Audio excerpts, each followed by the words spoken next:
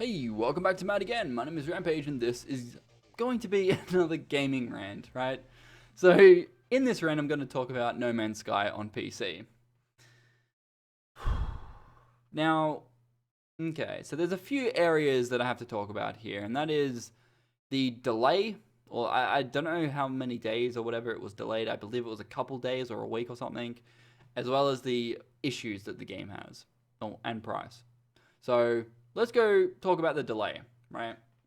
So, when games are delayed, people have this notion that when a game is delayed, that means that it allows the developer more time to fix the game. Now, when the game is delayed a few days or even a week, that's not enough time to fix a lot of shit before launch. You know, this type of shit happens with, games that have betas, because the game that we actually play as a beta isn't actually the beta, it's a previous version of the game, because they already know about all the issues, so there's literally no point of playing it because they know about the issues. It's the same kind of thing, where if a game is delayed and it has problems day one, they know about the issues because either QA was doing their job or they weren't doing their job, and for whatever reason it still made it to final build. Then everyone knows about it once it's released, and then everyone shits bricks. And from that point, the developers therefore go ahead and try to damage control. And in this case, Hello Games said this. In their support update, they mention, "We hope that you're enjoying No Man's Sky, but if you have mailed support with an issue, then please know that we are working to respond and make your experience as smooth as possible. We're genuinely sorry, or so sorry, for any issues people are having. A small percentage," by the way, it says 2 words here, but it's actually 1 word, sir, madam.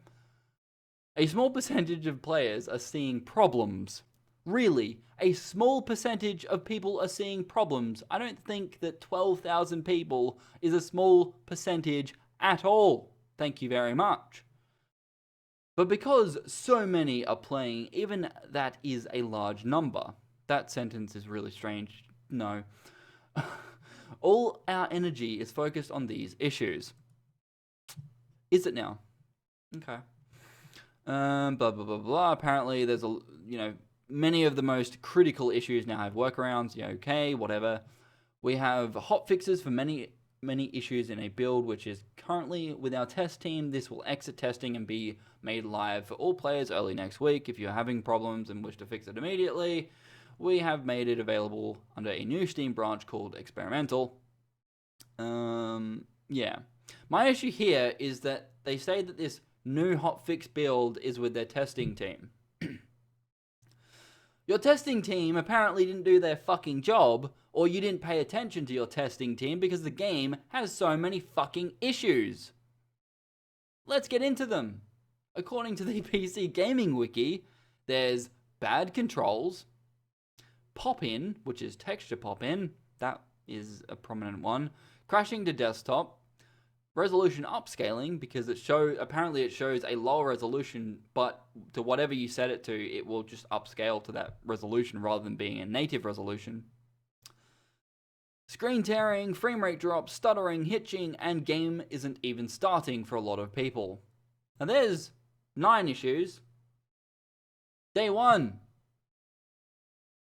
Instead of actually boasting on social media that your game has gone fucking gold, should have been actually testing the shit out of your fucking game.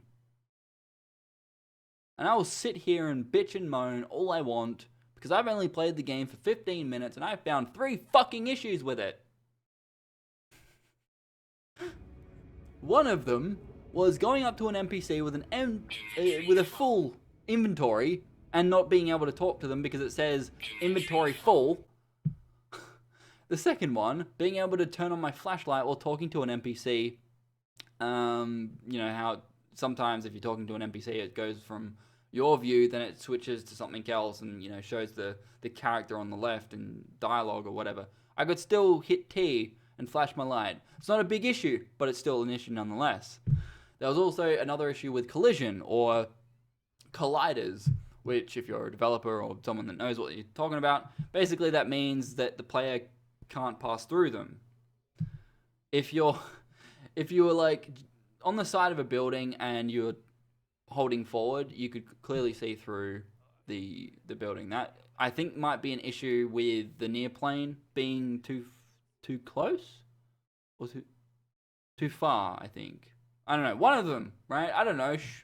I'm not a developer.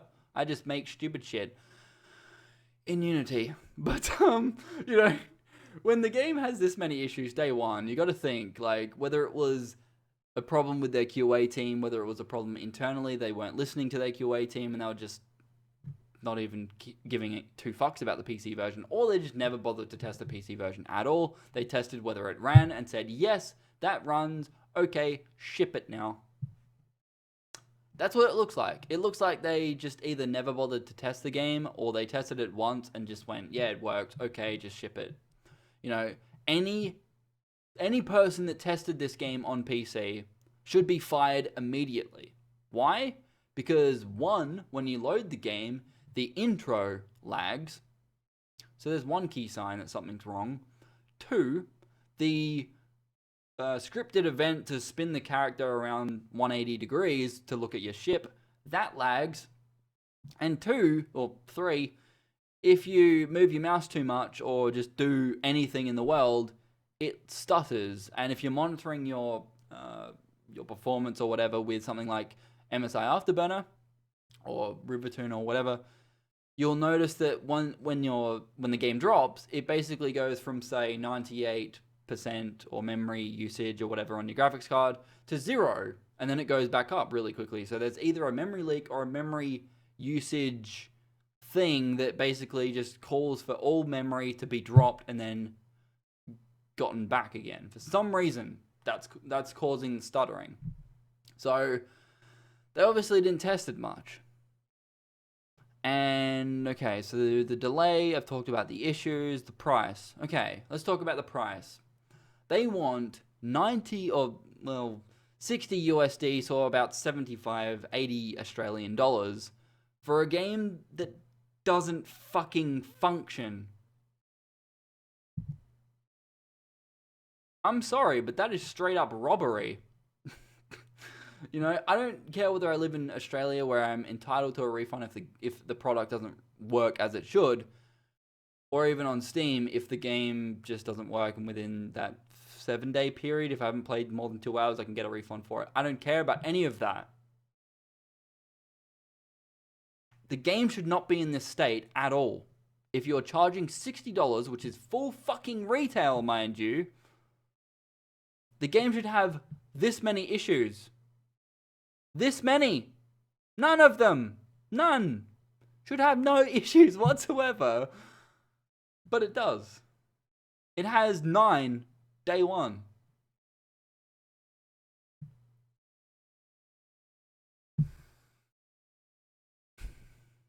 I don't know how I feel about that. Because the PC community as a whole, when a game has issues, they still overlook it.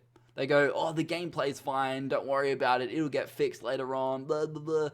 They make excuses for games that have issues like this. They made excuses for games like, let's have a look at my list here, because I do have a list of like 30 of them. They made excuses for Assassin's Creed Unity, Evil Within, Cryostasis, the Stalker franchise, Fable Anniversary, The Witcher 3, Sniper Elite 3, Company of Heroes 2, Batman Arkham Knight, Caffeine, Hatred, Just Cause 3, Wolfenstein The New Order. What else was there?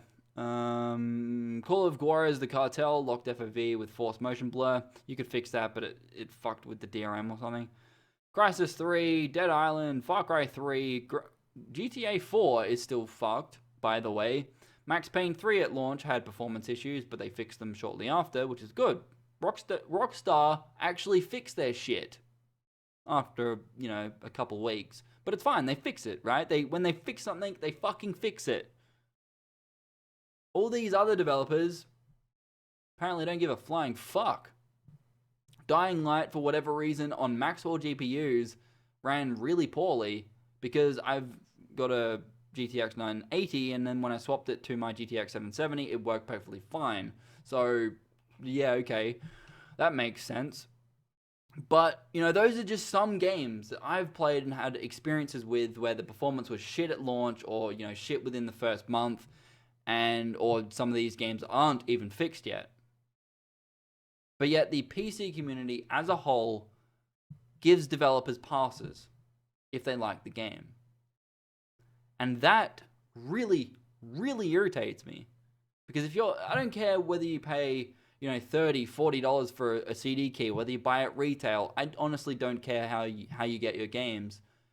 But if the game runs poorly or has specific performance problems, you should be talking about it. You should be trying to spread the word so not many people buy the game, or at least hold off or boycott the game until the game is actually fixed. But for whatever reason, the PC community just don't really seem to care that their game runs like shit, and they can look past it. But I'm sorry, but if I'm paying over $1,000 for a computer, or even $800 for a fucking graphics card alone, I don't believe your game, No Man's Sky, should be fucking lagging, dude. I really don't. It makes no fucking sense. It really doesn't.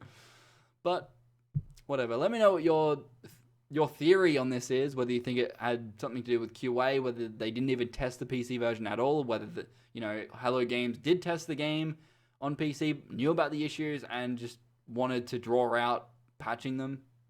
I don't know. I really don't know what the fuck is happening with this game. If you have any articles linking, like what happened, why the PC version has so many issues, by all means, leave them in the comments below. But as of now, who knows, man. Anyway, see you guys next time.